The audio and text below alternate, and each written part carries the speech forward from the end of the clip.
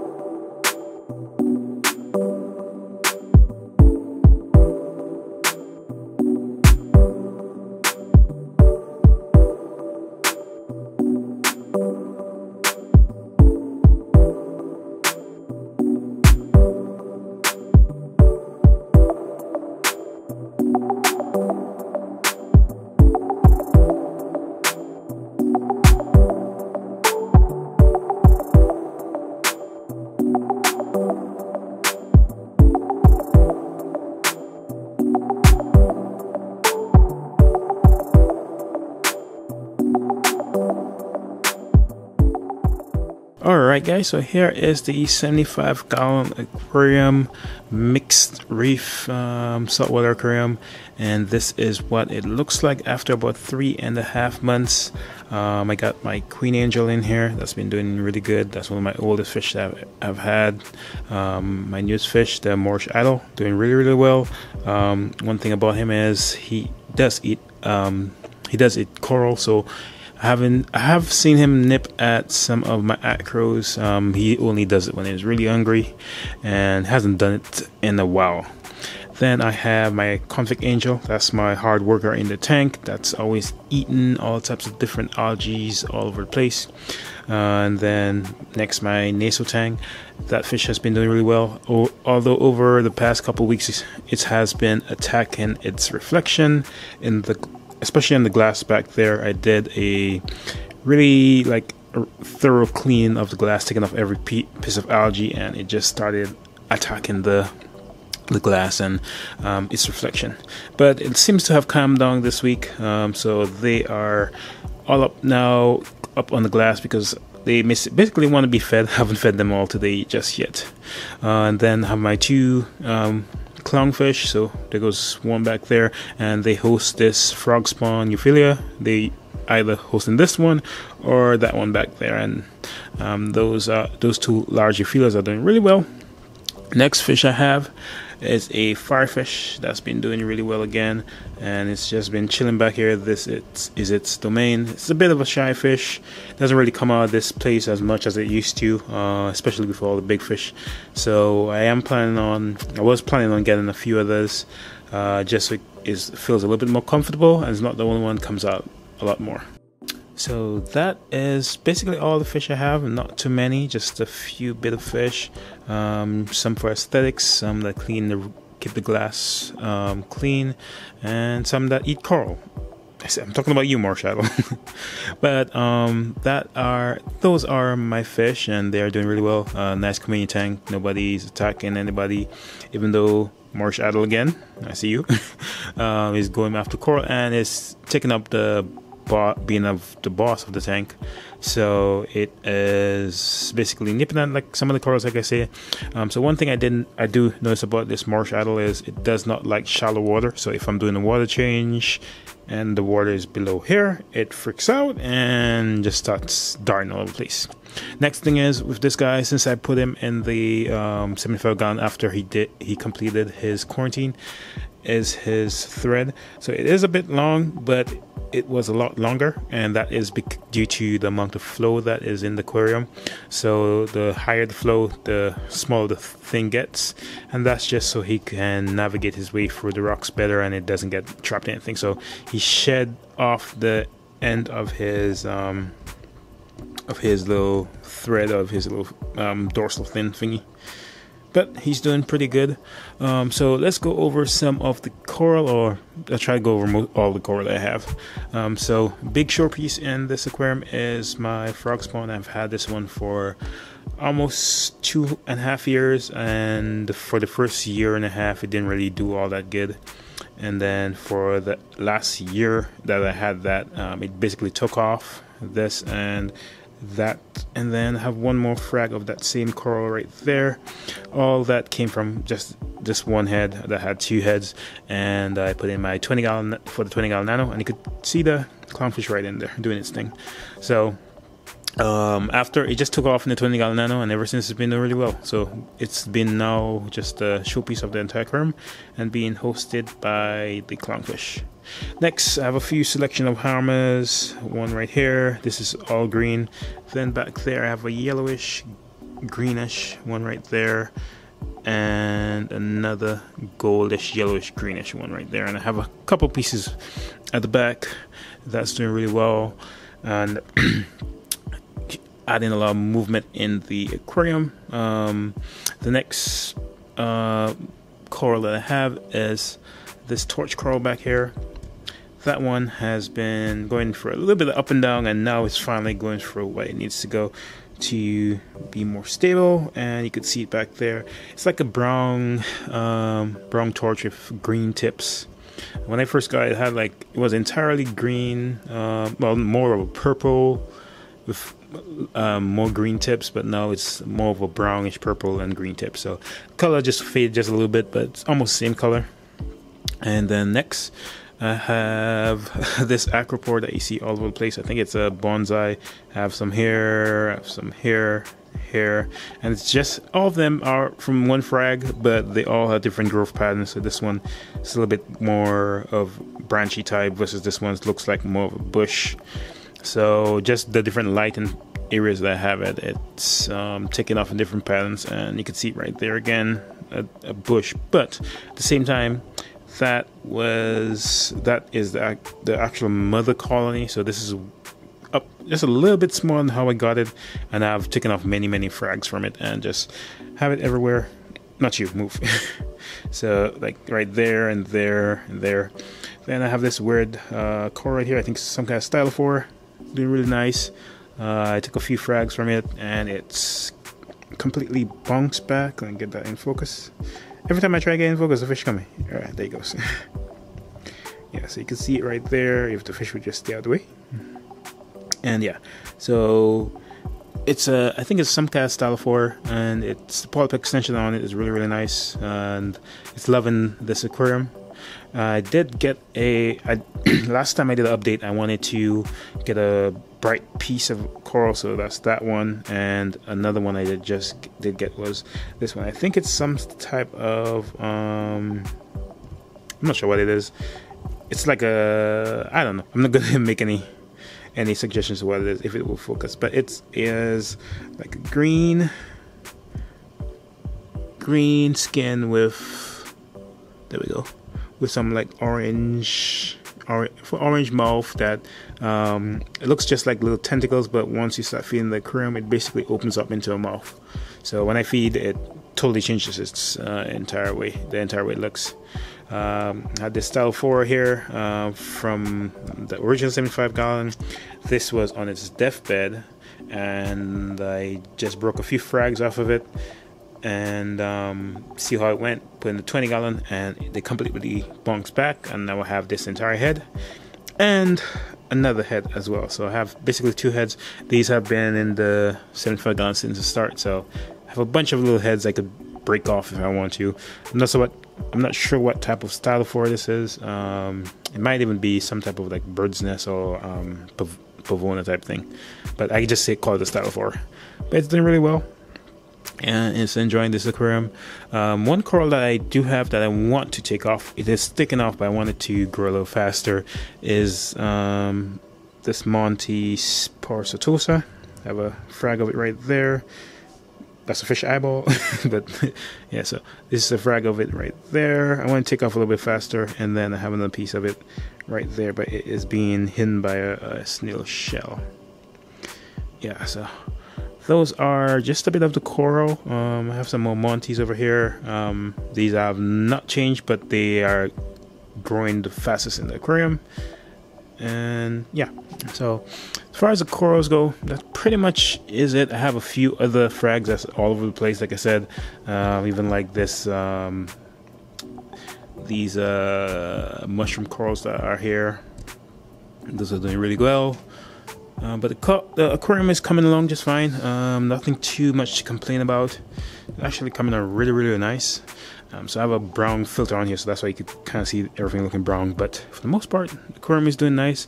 Next, let's go to the equipment. So let me take this brown filter off. Okay, so the equipment that runs this saltwater aquarium and keeps it the way it should be.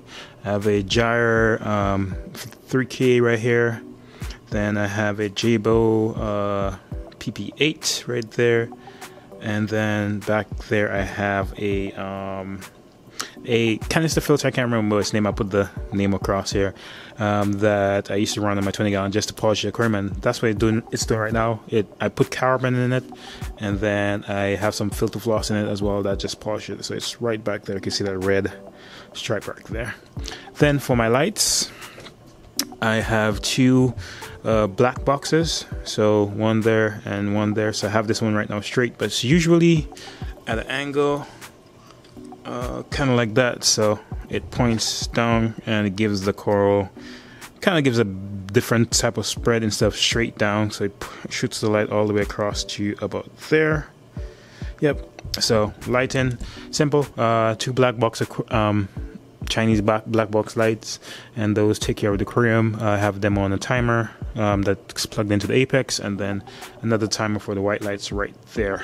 So white lights come on for about a couple of 2-3 hours, from about 3:30 to about 6-7 o'clock.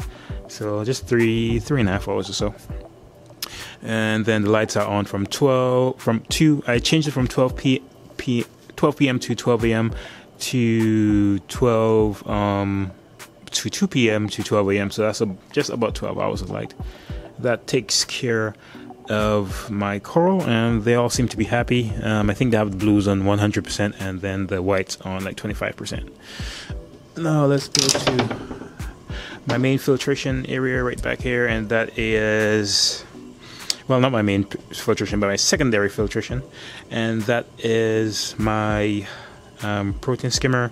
I did a review on that and an update on it a few weeks ago, so now it is doing its thing. It's just separated by a system, and then it's its own little system, so it's easier to clean. I don't have to go into the aquarium to reach for it, to reach for the cup. I can just come in here, grab this, clean it out, pop it back on there, and it should be good. So I put a little door on there. It was some you can see some sun dampening foam. I gotta put some more sun dampening foam throughout the entire area, because I hear the whistling of the, let me turn this mic around so you guys can hear it. Sorry if I'm, so turn the mic towards it so you can kind of hear the rumbling. It's a little bit annoying, but not really. Sometimes it gets quieter, but sometimes it's not. So I put this mic back on there, so you can kind of hear what the song's like. Then last week I did a video where I put the arrow unit down here, so I have my arrow DI unit down here, and then so over here I have my main sump area, and this just sticks on. So if I take it off, then the light automatically comes on and off. I have a little sensor right here, so when I put the door on, it stays on and off. I'm trying to keep the light off. There you go. So when I open the door, it comes off. And the sump is just simple. Nothing too crazy. Well, I did add something. So I have my RDI system rack here, that comes into here, and then I have my top off water right there. well, my RDI system, dunk system, top off with a float switch and the old ATO stuff right there. And just simple. Actually, I used to have it a little bit different, where I had the my refugium here, but I kind of separated. I'll give a shout out to Coral Euphoria, I think his channel is, and he has a bucket in his sump area, and that's for his refugium to kind of isolate his refugium from his sump so there's no algae growth everywhere. And I kind of took the eye there and did it. So I have a bucket here, and then this is just some trash bags. I have to get a proper lid for this. But back here I have my refugium light, one here, and then I have a second one back there. So this one is just a power 48 regular aquarium light, and then I have a power 38 that was sent to me so I could test. And then you can just see my the thing right there, the cheatomorpher. Let me get the light because you can't really see that one. So yeah, so the cheatomorpher right there, and you can see it growing. And then this green line right here, that feeds the protein skimmer area. So cheatomorpher is doing good. It's not completely it hasn't gotten used to it being isolated just yet, because it used to be free flowing in this section, but it's not there anymore. So now this section is just empty, just extra water volume, and that's pretty much it. So I do have a pump here, and then my return pump is right there. So nothing too complicated for this system. It's just simply a refugium and protein skimmer section. I could probably have the protein skimmer over here now that I have this separate, but I kind of like it at like waist level, where I could just go in, reach, pull out the aquarium, the protein skimmer cup, and clean out the aquarium. So for a 75 gallon, it is a little bit so for a 75 gallon, it is, you know, simple. Everything is easily accessible. Some people would say it's a little bit complicated because I have the protein skimmer on this side, but protein skimmer is in its own room. I can just go in, reach, and get it. You know, everything is easily accessible. Nothing too crazy. It might look a little bit complex, but no, it's really simple. You know, everything's there. Oh, let me show you my control panel area, and that is just over here with my apex and all that. It's nothing too crazy, just a tablet for my, so I could see my apex, and that I think is off. I turned it off a few days ago because it was dying and it wasn't charging properly. So, or I didn't plug the charger in, I had to remove some stuff around. So just have simple. I have my tablet that connects to the apex, so I could see what the system is. I have the EB8 bar down here, that's power bar, apex over here, and then my return pump is right there, and then right there is the gyro controller, and then this controller is for a pump that I need to add on here, but I have not yet. So that pump is right there, and that should be replacing the pump that I currently have on the that's feeding the protein skimmer section. There is one more piece of equipment that I want to show you guys that I used to at least run this aquarium during a power outage, and it is mainly for this PP8 bar right here. I mean the Jabo PP8, and what it is basically a battery backup, but it's just a simple built-in battery backup, and you can see right there. I'll put a picture of what it looks like right there, and it just, every time the power shuts off, it comes on, and it keeps the Jabo PP8 on and keeps it running. So I was doing some maintenance one day, and I unplugged it, and I forgot I unplugged it, and it stayed on for almost 2 days. And I didn't have the pump in low power mode or anything. I just had it on regular, I think just the Wave 2 function, and it is working just fine. So it basically plugs in directly into the controller. Let me see if I can get to it right back there. So right there is the controller, and it plugs just straight into the regular power, and it just lets it run so I don't have to do anything too crazy with it. I just plug it straight in and it works. So I'll make sure I leave a picture of it and a link, so if you guys want to pick it up, I think it's about, you could get them for $80, or you could actually get them from like a thrift store and for really cheap, like anywhere from $2 to $10.